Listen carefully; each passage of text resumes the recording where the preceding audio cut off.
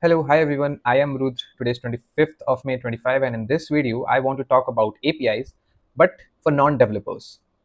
So APIs has always been a bottleneck for those folks who wanted to play around with the APIs, maybe in their automations or maybe in their workflows, but they do not understand APIs or they are not a developer. So in this video, I'll make sure that even if you are a non-developer or a non-technical person, you will be able to understand every jargons of the APIs and you will be able to play around with the APIs. So if I'll tell you, APIs are just like a set of rules or protocols that helps two softwares to communicate to each other, similar to how humans communicate to each other. So before we go and directly jump into how software communicates to each other, let's just take a step back and recall how humans used to communicate to each other when there was no internet and telephones. So let's say there are two person, one is a German and another one is a Spanish person, and they do not understand each other languages. So what was the solution that humans came up with?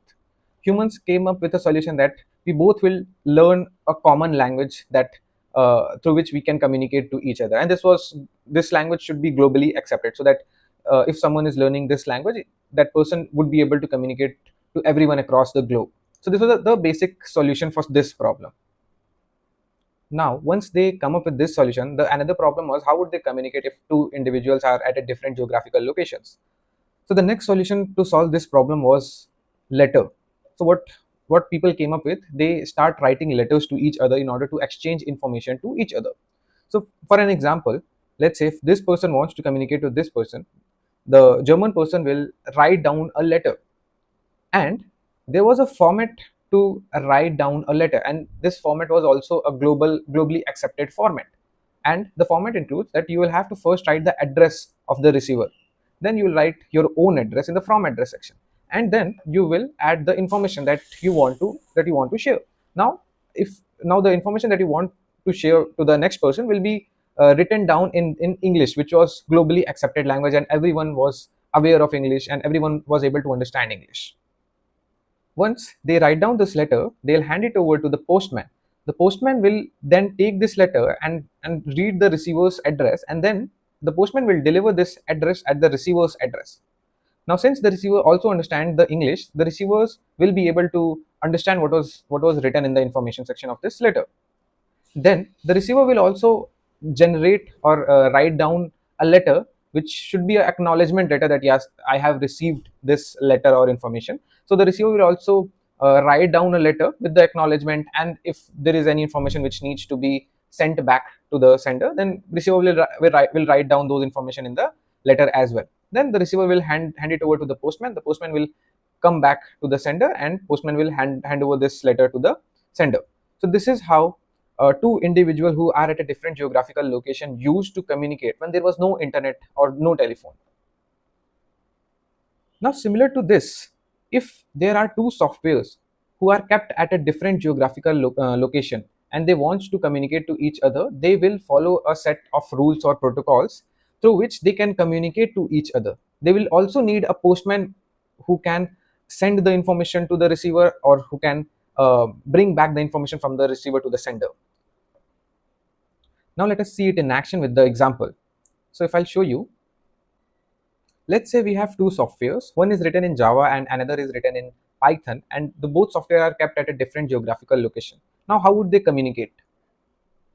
So they will do the same thing as human did. They will come up with a common language, and in software that language is JSON and not English. So humans had the common language, which was English, and software has a common language, which is JSON. So we have another common language known as XML, but we'll stick to JSON for now for this video. Once they have finalized this common language, the next thing that they are going to do is they are going to write down a letter to send it to the next server.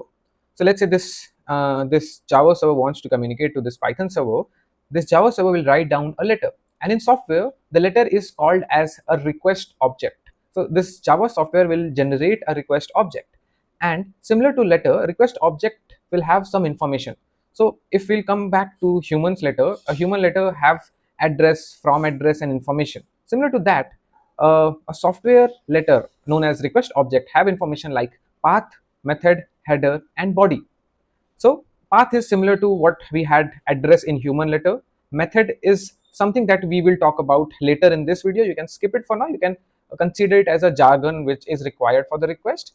The next thing that we have is header. So in header we write down the from address. So for a software, the address of a software is the IP of the machine in which that software is running. So we generally write down the IP of that machine, the browser in which this request was generated, the operating system, and other information is kept inside header in the form of JSON. So JSON is that language in which these information will be stored.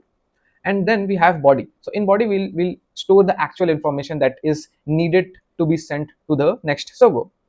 The next thing is this Java server is going to hand over this letter to the postman. The postman will take this letter to the next server. The next server will analyze this letter and generate another letter. So here in software, the response letter is called as a response object, and response object also has few jargons like status, body, and header. Status is basically the acknowledgement, like if this Python server has acknowledged this letter or not. In some cases this Python will not accept the letter and reject the letter, so we'll discuss about those cases as well in later in this video. And in body, what this Python server is going to store the information which is actually needed to send back to the Java server. And in header, this Python server will store some metadata about the information. About the information means the information about the information, like the length of the information which was sent back to the Java server, the time at which this response was generated, the response body was generated, and other technical information is kept inside the header. Once it is generated, postman will take it back to the Java server, and then the Java server will be able to understand what was there in the response object. So yeah, if you'll see, the communication between two servers is very similar to how human used to communicate when there was no internet and telephone. So there's one more thing that we need to discuss that we skipped while going through this flow, and that is method. So in order to understand method, first we'll have to understand that two servers communicate to each other only when there is some kind of action attached to the communication. What do I mean by action? So by action I mean when there is actually some operation that needs to be performed by the receiver's server. So for an example, let's say if server 1 wants to get some information from the server 2, and this is one kind of action. In another kind of action, let's say server 1 wants to destroy some information which is kept in the server 2. A third kind of action can be when server 1 wants to store some kind of information in the server 2. So these are some kind of action that are always attached to the communication or to the network call that happens between two servers. So now coming back to the method. So method is those action that needs to be performed. So let's say if the method is set to get, that means the server 1 wants to get some kind of information from the server 2. Maybe it is user details, maybe it is payment details, and other kind of information. Post mean when user wants to store some kind of information, like let's say if this Java server wants to store user details, or if the Java server wants to store some order details in the Python server. So in that case the method will be set to post. Now then we have put as well. So put is the case when we want to update the information. So for an example, if a payment was in a pending state and now the payment is set to the success state, so we want to update the status of the payment. In that case we will use put method. Patch is kind of similar to put, but in patch we only update few information of the total information. In that case we use patch. For an example, let's say you have user details, and in user details you have their first name, last name, and age. And let's say if you want to update the age by +1 number, so in that case the Java server will set the method as patch, indicating that we only need to update a certain fields of some information. In that case the Java server will use the patch method. And delete is very obvious when you want to delete or destroy some kind of information. For an example, if let's say if there is a use case of OTP, and now the OTP has been successfully used or utilized by the Java server, now you do not need that OTP anymore. So in that case you can delete that OTP. So in that case the Java server will set the method as delete. But there is a catch attached to the method field. Since the method field holds the action that needs to be taken by the receiver server, you do not want that anyone who is generating this request object will be able to perform any kind of action. Maybe you do not want everyone to delete any kind of information which is kept in the Python server. So you want a layer of security that only few of the server can delete this kind of information, or maybe only a few of the server can update this kind of information, or maybe if you want, you can You can even put a layer of security where you want only a few server to be able to get a certain kind of information and not all the information. So think about it. How can we do it here in this when two servers are communicating to each other? Because a request can be generated by any server. Any server can generate this request and request for any kind of action, and we do not want that. We want only authorized server to perform those kind of action and not all servers. So here comes the concept of API keys. So what do I mean by API keys? So here in this case, where you do not want anyone to perform any kind of action in the receiver server, what generally happens is that receiver server will generate a secret key, and the receiver server will give this key to to the sender server, and inform it that please send me this secret key in the header, and do not expose this secret key to anyone. This is something that is only a secret between you and me. So from the next time, if this server wants to communicate to this Python server, what this server is going to do is this server is going to add a secret key in the header, through which this Python server will acknowledge that the request is coming from a valid source and not from any random server. And in case if a server try to request for something to this Python server without the secret key, then this Python server will reject that request, and will not respond with the right response to this Java server. And this is how server add a layer of security in while communicating to each other. Now let's see all these kind of method in actually an action. So let's try to generate the request object and send it to some server. So in order for you to be able to generate the request object, you will need some REST API client. A very famous REST API client is Postman, which runs on your machine, whether you're using Windows, Mac, or Linux. It can run on your machine. But right now, I'm using this REST client, which has a benefit that it can run on the browser as well. Postman can also run on the browser as well. But for now, I'm using this REST client. You can use any of your choice. So let's see each of the method in action. So the very first method that we have is the get method. So the first thing that we need to do is to generate a request object, and a request object consists of few things. The very first thing is the path. So here, in order to generate a request object, what we'll have to do is we'll have to set the path. So here is the path. Here in the REST client, you need to provide the path here in this field. The next thing that we need to do is to set the method. So we'll set the method from this button. So here you can select different method. Right now we are performing get action or get method, so we'll set it to get. The next thing that we need to set is header. Now this is an important thing that you need to understand, that when you're setting header, you do not need to actually set the IP and the browser and other important information in the header manually.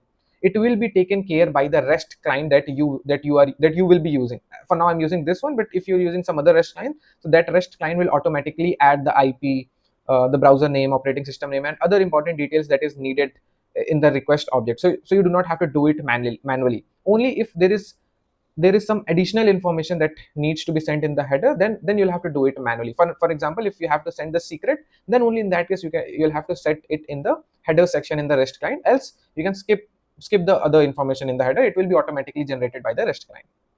The next thing that we need to provide is the body, the information that we need to send to the receiver server. But for now, here in the get request, I do not need to send any information to the receiver server. I want to get some information from the receiver server. So there's no point for me to set the body in the get request.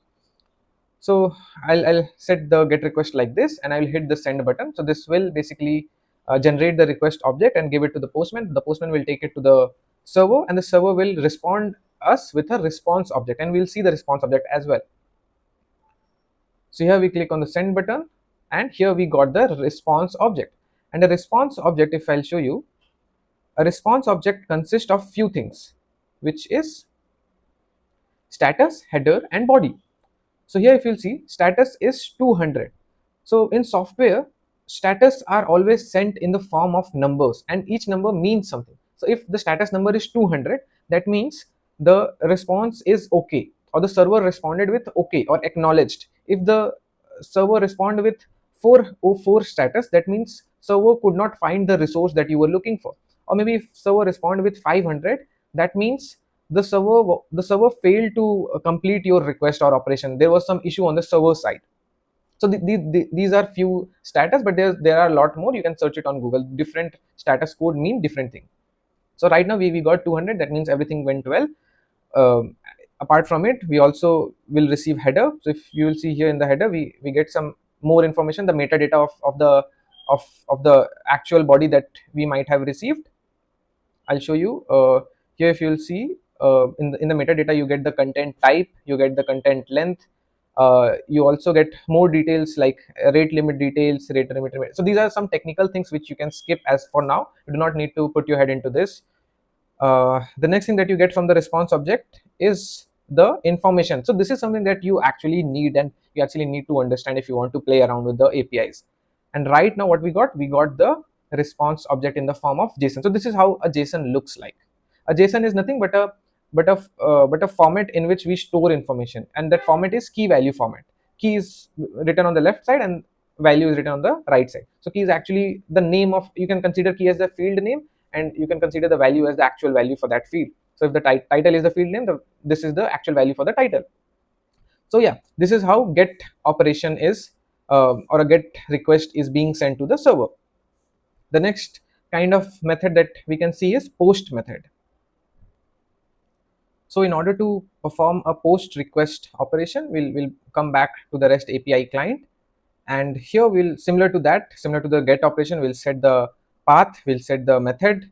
And here since we are posting something, posting means we are asking the server to store some kind of information, we'll have to use the body. So in the body, we'll set some information in the form of JSON, and then we'll hit this send button to send the actual information, and the server will respond us back with the response object. Here if you'll see, the response status is 201. 201 means created. The information that was sent to the receiver server has been created, or you can consider it as stored, has been stored successfully in the server too. And you also get the exact same data that you sent in the body. So similar to post, we also have put. In the put, I mean, when generating a put request, we need to set the path, we need to set the method to put, and here in the body, we'll set the body that needs to be updated, and then we can just hit the send button, and we'll get the response as 200. 200 means, yeah, it was updated successfully, and we'll get the updated object as well. And similar to put, we also have patch. In case of patch, we only, I mean, as I have already explained, that in patch we only update a few fields, not all the fields. So if you'll see here in put, we have updated ID, title, body, and user ID. But in case of patch, we are not updating ID, we are only updating title, body, and user ID. So we are only updating few fields, not all the fields. And once we'll hit send, we'll get the response. Here in the response, we get the 200 status, and with the object that was updated. So similar to patch, the last operation that we have in the method is delete. So delete is basically when you want to destroy some kind of information. So you'll have to, I mean, when generating the request object for delete, you will have to provide the path. You also need to provide the method, and then you will have to hit the send button. Also, if you'll see here, we are not providing anything in the body, because we just, I mean, there's nothing to be provided in the body. We are just saying that, hey, go to this address and delete everything if there is anything present there. So we'll hit send, and server has responded us with 200. That means, yeah, the operation that you were trying to perform has been successfully performed on the server side. But if you'll see here in all of these operations, I haven't passed any secret in the header. So it is because this API can work, I mean, this API accepts requests from all the servers. This API do not need any kind of security layer, since it is actually a fake server and not a real server. So here we do not need to provide any kind of secret key. But if you're dealing with server which require secret key, then you will have to add the secret in the header or somewhere in the request object, as described by the receiver server. So for an example, if you'll see here in the DeepSeek official documentation, they have mentioned about the API key here, and you can actually apply for API key by clicking on it. So if you click here, it will take you somewhere where you'll have to fill up a form to get the API key. And once you have the API key, this is how you can generate the request object. This is a curl syntax to generate the request object. You do not have to get overwhelmed. Here the request is very similar to how we have generated it here. It has the path of the server. -h means the header, the value that you want to set in the header. So in header, you have to set the key as content type and the value as application/JSON.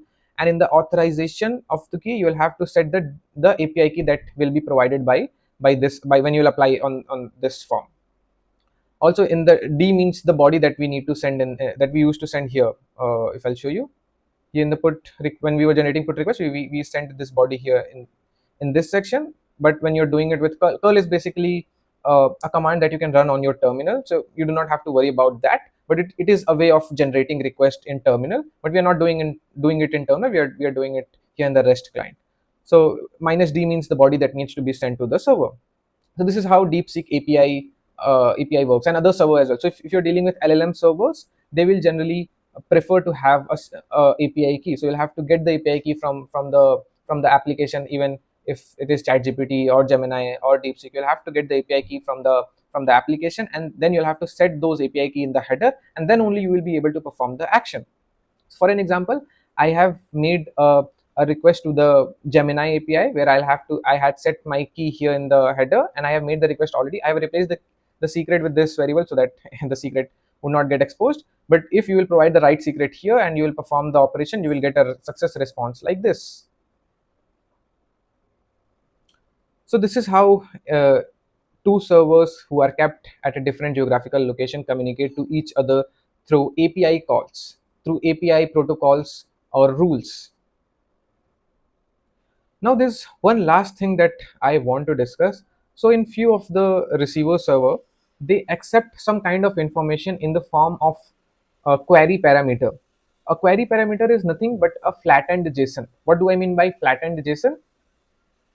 So let's say if you have a JSON like this, and if you want to flatten this JSON, it would look like this, where you write the key and the value, and there's a equal to between those key and value. And if you want to add more key and value, you'll separate them with the AND keyword.